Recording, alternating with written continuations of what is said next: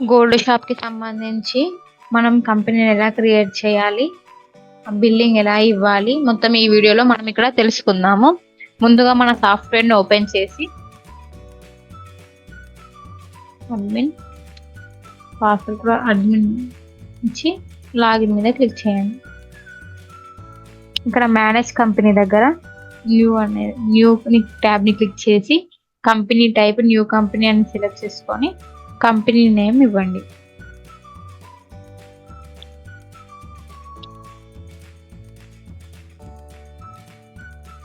సూచన jewellers. GST ఉంటే GST number వేయండి. Business type gold or silver shop అని సెలెక్ట్ చేసుకోవాలి. డిస్ట్రిక్ట్ పిన్ కోడ్ని ఇక్కడ ఎంట్రీ చేయాలి. ఇవన్నీ డీటెయిల్స్ని ఫిలప్ చేసిన తర్వాతకి అడ్రస్, ఇక్కడ మనకు సంబంధించిన బిజినెస్ అడ్రస్ డీటెయిల్స్, ఆ డీటెయిల్స్ని ఫిలప్ చేసిన తర్వాత సేవ్ మీద క్లిక్ చేస్తే మనకు కంపెనీ అనేది సక్సెస్ఫుల్గా క్రియేట్ అవుతుంది. ఇక్కడ మనకు సంబంధించిన ఆ కంపెనీని డబుల్ క్లిక్ చేసి ఓపెన్ చేయండి.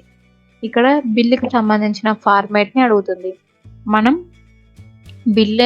బిల్ ఇన్వాయిస్ ఏ విధంగా ఉండాలనేది బిల్ ఫార్మాట్ని ఇక్కడ ఎంట్రీ చేసుకోవచ్చు. ఇక్కడ ఏ సైజులో మనం బిల్ ఇవ్వాలనుకుంటున్నామో ఆ సైజుని సెలెక్ట్ చేసుకోవాలి. ఇక్కడ టర్మ్స్ అండ్ కండిషన్స్ని కూడా ఎంటర్ చేసి అప్డేట్ మీద క్లిక్ చేస్తే అప్డేట్ సక్సెస్ఫుల్లీ అని వస్తుంది. ఇక్కడ ముందుగా మనం మన దగ్గర ఉన్న ఐటమ్స్ని ఎలా ఎంట్రీ చేసుకోవాలో ఇక్కడ మనం తెలుసుకుందాం. ఫైల్ని క్లిక్ చేసి అకౌంట్స్ అండ్ ఇన్వెంటరీ ఇన్ఫో మీద డ్రాగ్ చేసి ఇన్వెంటరీ మీద క్లిక్ చేయండి. ఇక్కడ మనకు సంబంధించిన మన దగ్గర ఉన్న ఐటమ్స్ని ఇక్కడ మనం ఎంట్రీ చేసుకోవాలి. ఐటమ్ నేమ్,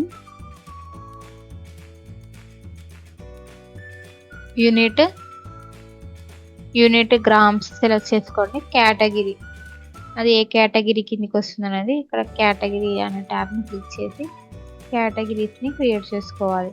24 క్యారెట్ గోల్డా, 22 క్యారెట్ గోల్డా, లేకుంటే ఏదన్నా ఒక కేటగిరీ, రింగ్స్ అన్ని ఒక కేటగిరీ, అలా కూడా మనం పెట్టుకోవచ్చు.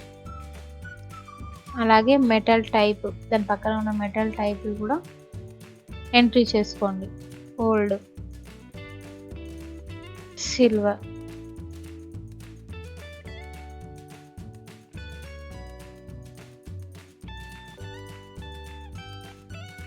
మెటల్ టైప్ని ఎంట్రీ చేసుకున్న తర్వాత ఐటమ్ క్రియేషన్ దగ్గరికి రావాలి. మళ్ళీ ఇక్కడ కేటగిరీని సెలెక్ట్ చేసుకోవాలి. కంపెనీ నేమ్ ఉంటే కంపెనీ నేమ్, మెటల్ టైప్ని సెలెక్ట్ చేసుకోండి. జిఎస్టీ పర్సంటేజ్ ఇవ్వండి. జిఎస్టీ ఉంటే హెచ్ఎస్ఎన్ కోడ్ ఇవ్వండి.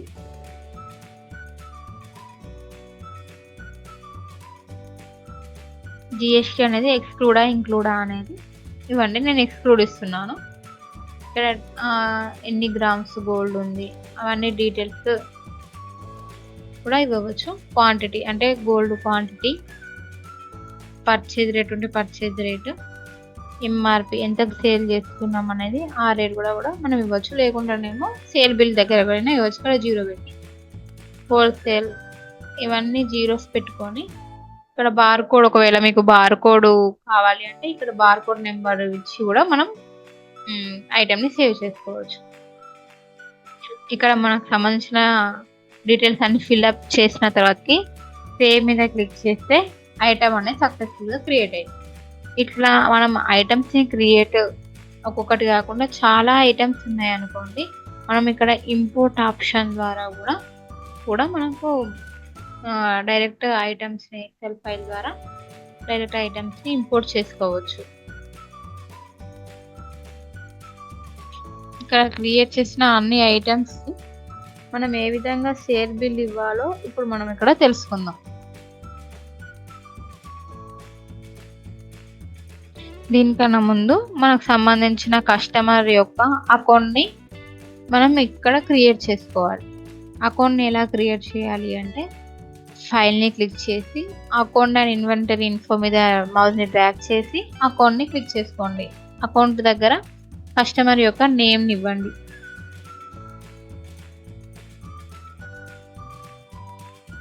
కస్టమర్ ఎప్పుడు మనకు సండే డెబిటర్ అవుతారో సండే డెబిటర్ అని సెలెక్ట్ చేసుకొని అతని యొక్క అడ్రస్ ఇక్కడ ఎంట్రీ చేయండి.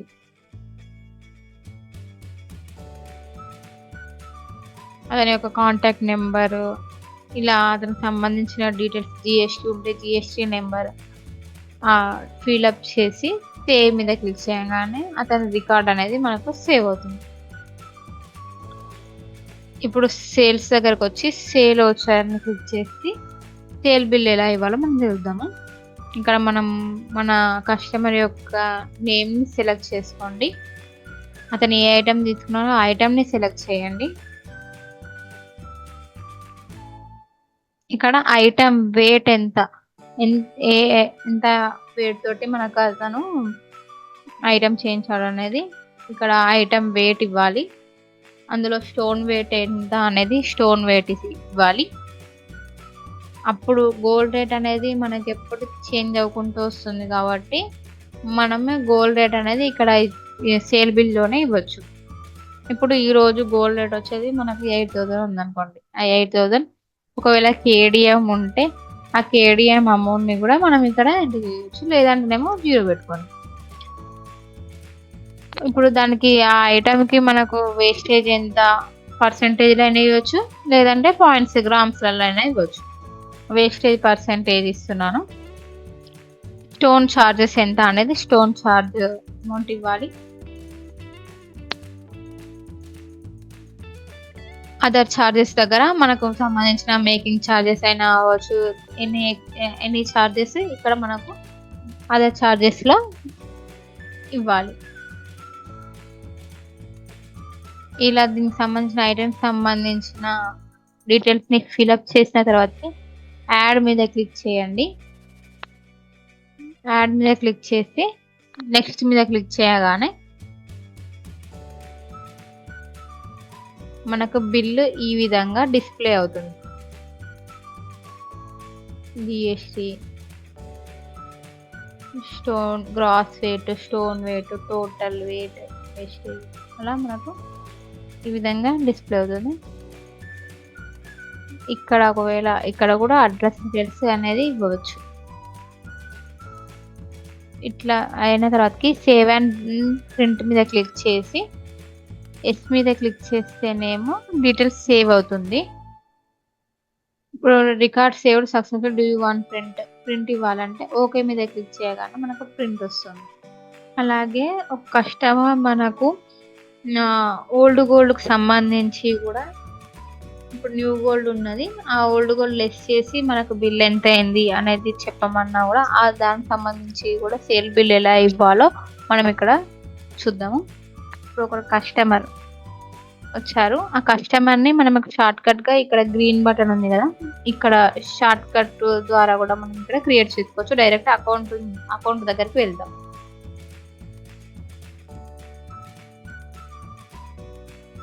సోనీ అనే కస్టమర్ సండే డెబిటారు, అడ్రస్ డీటెయిల్స్ ఇచ్చి సేవ్ మీద క్లిక్ చేసి సేవ్. ఇప్పుడు మనం ఇక్కడ ఆ కస్టమర్ని సెలెక్ట్ చేసుకుంటాం. ఇక్కడ మన దగ్గర ఉన్న ఐటమ్స్ అన్నిటినీ మనం ఇక్కడ డిస్ప్లే అవుతాం. ఇక్కడ మనం ఐటమ్ గోల్డ్ రింగ్ అని సెలెక్ట్ చేసుకుంటాము. చేసుకున్న తర్వాతకి ఆమె గోల్డ్ రింగ్ సంబంధించిన ఐటమ్ని మొత్తం ఒక 10 గ్రామ్స్లో మనకు చేయమని చెప్పింది. ఐటమ్ వెయిట్ మొత్తం మనకు 10, స్టోన్ వెయిట్ వచ్చేసి 1.2. అది కేడిఎం కూడా ఉంది అనుకోండి, కేడిఎం రేట్ కూడా మనం ఇక్కడ ఇస్తాం. వేస్టేజ్ పర్సెంటేజ్లో అయినా ఇవ్వచ్చు, గ్రామ్స్లో అయినా ఇవ్వచ్చు. స్టోన్ ఛార్జ్ 2000, అదర్ ఛార్జెస్ వచ్చేసి 1500. ఇలా మొత్తం మనకు న్యూ గోల్డ్ రేట్ వచ్చేసి 78,898 రూపీస్ అయింది.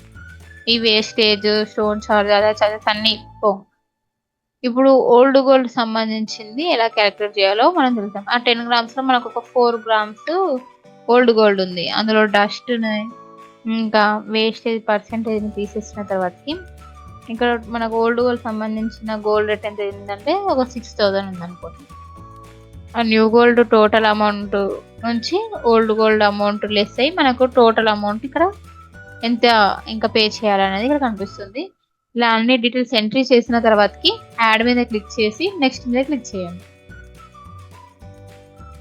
ఇక్కడ బిల్లులో మనకు న్యూ గోల్డ్ సంబంధించింది అండ్ ఓల్డ్ గోల్డ్ సంబంధించిన డీటెయిల్స్ కూడా ఇక్కడ మనకు బిల్లో కనిపిస్తాయి.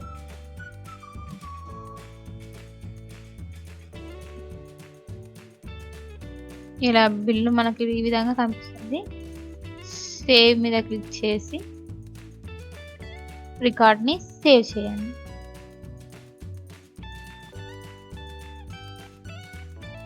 ఇలా సేవ్ చేసిన తర్వాతకి ఇక్కడ మనకు సంబంధించిన సేల్ బిల్లో ఏమైనా ఎడిట్స్ కావాలి లేదంటే ఆ సేల్కి సంబంధించి ఏమైనా డిలీట్ కావాలి అంటే సేల్స్లో మేనేజ్ సేల్స్కి వస్తే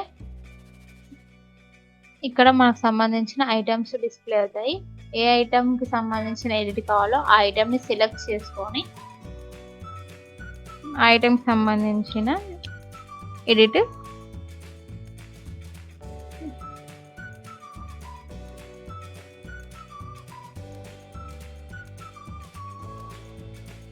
ఇక్కడ ఎంట్రీ చేసి ఎడిట్ మీద క్లిక్ చేస్తే రికార్డ్ అనేది ఎడిట్ అవుతుంది. ఇప్పుడు ఈ కస్టమర్స్ మనకు అమౌంట్ పే చేసినప్పుడు మనం అకౌంటింగ్ దగ్గర రిసిప్ట్స్ అనే ఓచర్ని సెలెక్ట్ చేసుకోవాలి. వాళ్ళు ఏ టైప్లో మనకు పే చేస్తున్నారు, బ్యాంకా, క్యాషా, గూగుల్ పే, ఫోన్పే అనేది సెలెక్ట్ చేసి ఆ కస్టమర్ యొక్క నేమ్ని మనం సెలెక్ట్ చేసుకోవాలి.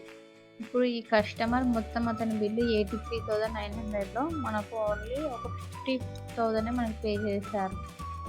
మిగతా బ్యాలెన్స్ అమౌంట్ని కూడా మనము ఇక్కడ అకౌంటింగ్ ఇన్ఫోలో మనం చెక్ చేస్తాం. అది కూడా చిన్న చెప్తాను. ఇక్కడ 50,000 వేసి సేవ్ మీద క్లిక్ చేయండి. ఇంకా ఏ కస్టమర్స్ దగ్గర నుంచి ఎంత అమౌంట్ రావాలనేది మనము అది కూడా ట్రాకింగ్ చేసుకోవచ్చు. అకౌంట్స్ ఇన్వెంటరీ ఇన్ఫోలో అకౌంట్ ఇన్ఫోని క్లిక్ చేయండి. ఇక్కడ సండే డెబిటర్ అనేది సెలెక్ట్ చేసుకొని గో మీద క్లిక్ చేస్తే ఏ కస్టమర్ దగ్గర నుంచి ఎంతెంత అమౌంట్ రావాలనేది తెలుస్తుంది. అలాగే కస్టమర్ యొక్క లెడ్జర్ డీటెయిల్స్ కూడా మనం ఇక్కడ చెక్ చేయొచ్చు. లెడ్జర్ డీటెయిల్స్ F2 క్లిక్ చేసినా వస్తుంది, లేదు అంటే అకౌంటింగ్లో లెడ్జర్ డీటెయిల్స్ని క్లిక్ చేయండి. ఇక్కడ పర్సన్ వైజ్గా లెడ్జర్ డీటెయిల్స్ని మనం చూడవచ్చు. 18th డేట్లో మనకు 83,900 బిల్ అయింది, 50,000 పే చేసింది, ఇంకా 33,900 మనకు అమౌంట్ రావాలనేది అమౌంట్ ట్రాకింగ్ కూడా మనకి ఇక్కడ చేయవచ్చు. ఇలా కస్టమర్ యొక్క సేల్ బిల్ అనేది ఉంటుంది. ఇప్పుడు వర్క్ ఆర్డర్ గురించి మనం తెలుసుకుందాం. సేల్స్లో వర్క్ ఆర్డర్ని క్లిక్ చేయగానే మనకు వర్క్ ఆర్డర్ విండో అనేది ఈ విధంగా జ్యువెలరీ వర్క్ ఆర్డర్ విండో ఈ విధంగా ఓపెన్ అవుతుంది. ఇక్కడ మనం మెటల్ టైప్ సెలెక్ట్ చేసుకొని ఐటమ్ని సెలెక్ట్ చేసుకొని ఏ కస్టమర్ యొక్క వర్క్ని ఆర్డర్ ఇచ్చామో ఆ కస్టమర్ నేమ్ని ఇక్కడ ఎంట్రీ చేసుకోవాలి. ఏ వర్కర్కి ఏ షాప్కి ఇచ్చామనేది ఇక్కడ మనం ఎంట్రీ చేసిన తర్వాతకి ఏ డేట్న ఇచ్చాము మనం వర్క్ అనేది ఇక్కడ ఎంట్రీ చేసి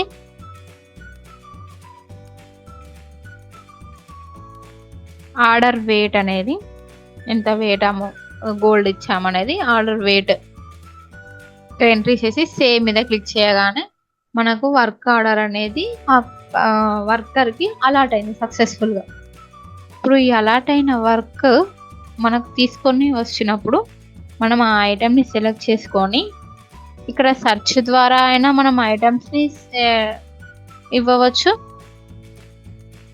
సెలెక్ట్ చేసుకోవచ్చు. లేదా ఆ ఐటమ్ని సెలెక్ట్ చేసుకున్న తర్వాతకి ఇక్కడ వర్కింగ్ ప్రోగ్రెస్ ఉన్నదాన్ని మనం రిసీవ్డ్ పెట్టుకోవాలి. ఆ రిసీవ్డ్లో రిసీవ్డ్ డేట్ ఎంత,